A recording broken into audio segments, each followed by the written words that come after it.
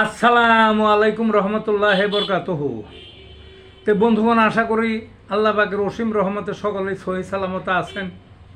তো কবি Gazi Akkas Ali YouTube channel 017140885009 এর পক্ষ থেকে আপনাদের সকলের প্রতি রইল একান্ত আন্তরিক শুভেচ্ছা ভালোবাসা। তো বন্ধুগণ, এখন আপনাদের সামনে যে বয়ানটা রাখবার চেষ্টা করব, বয়ানটা হলো এখনও মহিলাদের কোঠার ব্যবস্থা কেন। কি আমার বয়ানটার প্রতিপাদ্য বিষয়টা কি? এখনও মহিলাদের কোঠার ব্যবস্থা কেন? অর্থাৎ দেখবেন এই বিভিন্ন চাকরিতে, প্রাইমারি স্কুল, তারপরে আরও অনেক চাকরিতে মহিলাদের একটা কোঠার ব্যবস্থা আছে, বুঝলেন না? একটা কোঠার ব্যবস্থা আছে। আবার আমাদের যে জাতীয় সংসদ, সেখানে যেখানে ভোট হয় প্রথম, তখন এই 30 জন মহিলার একটা কোঠা আছে। তাদের ভোট ছাড়া এমনি তাদের দিবে। তা আমার খারাপ লাগে কেন জানেননি? মহিলাদের পক্ষে কিন্তু আমি বলতেছি না। আমি মনে করি মহিলাদের প্রতি এটা একটা অবমাননা। কিন্তু এটা আগে ছিল, এক সময় এটা ঠিক ছিল। আগে তখন মহিলারা পড়তো কম, বাইরে বাইরে তো কম, এবং বাইরের জীবন সম্বন্ধে ধারণা ছিল কম। তারা ছিল কোণঠাসা, ঘরের মধ্যে অবরুদ্ধ। তখন কোঠা এটা ঠিকই ছিল, কিন্তু এখন সম্পূর্ণ বিপরীত, বুঝলেন না? এখন আপনারা ওই স্কুলে কলেজে দেখবেন পুরুষের চেয়ে তুলনামূলক মহিলা ছাত্রীর সংখ্যা বেশি বেশি। তারপরে এই ভার্সিটিতে যান, মেডিকেলে যান, বুয়েটে, সব জায়গায় মহিলা। আমি তো দেখি এই মেডিকেলে মহিলার সংখ্যা বেশি পড়ে।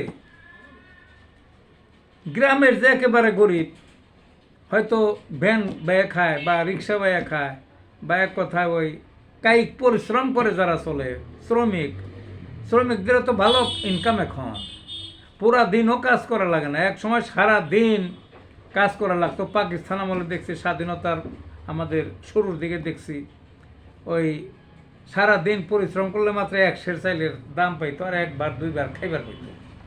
এখন কিন্তু ওই দিন নাই। এখন তারা প্রায় 1000 টাকা কামাই করে তারা অনায়াসে প্রত্যেক দিন। এবং ওই যে গ্রামের যে যে ওই শ্রমিকের শ্রমজীবী, দেখবেন যে তার মেয়েও কিন্তু পড়ায়, থাকে সে গ্রামে, সে শ্রমিকের কাজ করে, কিন্তু দেখবেন শহরে ভাড়া নিয়ে তারপরে মেয়েটাকে পড়ায়, হোস্টেলে রেখে বা মেসে রেখে তারপরে পড়ায়।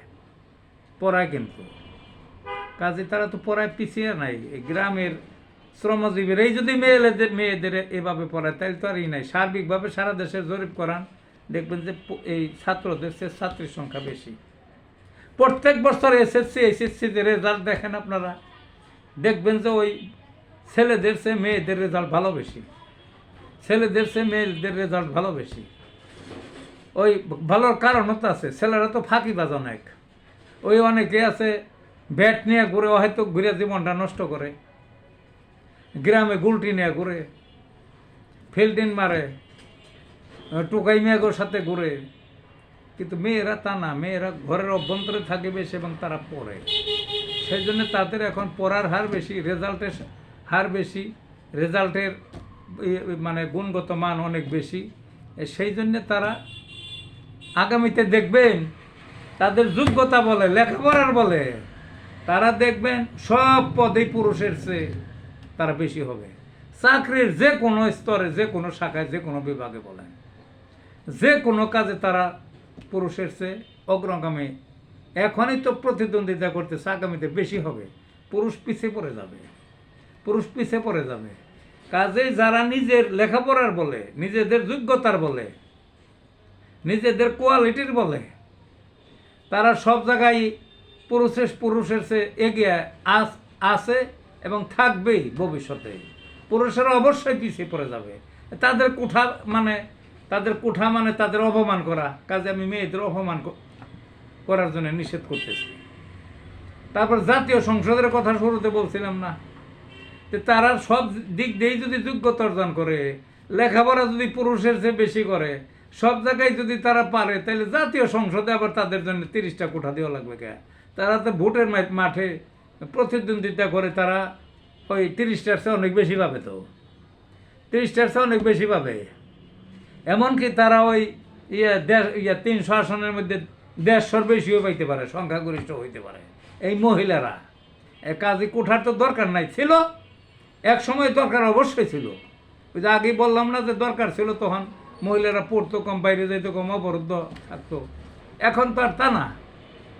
এখন এখন তারা নিজের যোগ্যতা বলে, নিজের মহিমা বলে, নিজের স্ব পদে, উপযুক্ত পদে সব জায়গায় সেটিং হয়ে যাবে। এবং আমি মনে করি আগামীতে আমরা দেখব ওই সব চাকরিতে বলেন, বাকরিতে বলেন, ওই সংসদে বলেন, সব জায়গায় পুরুষেরা পিছনে পড়বে, মহিলাই সংখ্যাগরিষ্ঠ গুরু হবে। আর উদাহরণ নেওয়া তো সহজ। আমাদের দেশটা কত বছর, 53 বছর গেল আপনার শাসন ক্ষমতায়, প্রধানমন্ত্রী বিরোধী নেত্রী দেখেছে আসিল কে? আসলে বেশিরভাগ সময় আসিল মহিলা। কাজে ওই দেশের ওই দ্বিতীয় প্রধান পদটাই যদি মহিলারা পাইতে পারে, তাইলে পারে এই অন্যান্য চাকরিতে কোঠার কি দরকারটা আছে? দয়া করে আপনারা মহিলাদের সম্মানার্থে মহিলাদের সব জায়গা থেকে কোঠার ব্যবস্থা বাদ দিয়ে দেন। এবং আমি কইয়া দিতে পারি আগামীতে এক সময় দেখবেন এই পুরুষের জন্য এই কোঠার কথা চিন্তা করতে হবে। কারণ পুরুষ এতই কমে যাবে সব জায়গায়, কারণ ওদের তো যোগ্যতা কমে যেতেছে। তখন দেখবেন পুরুষের কোঠার জন্য এক সময় লড়তে হবে।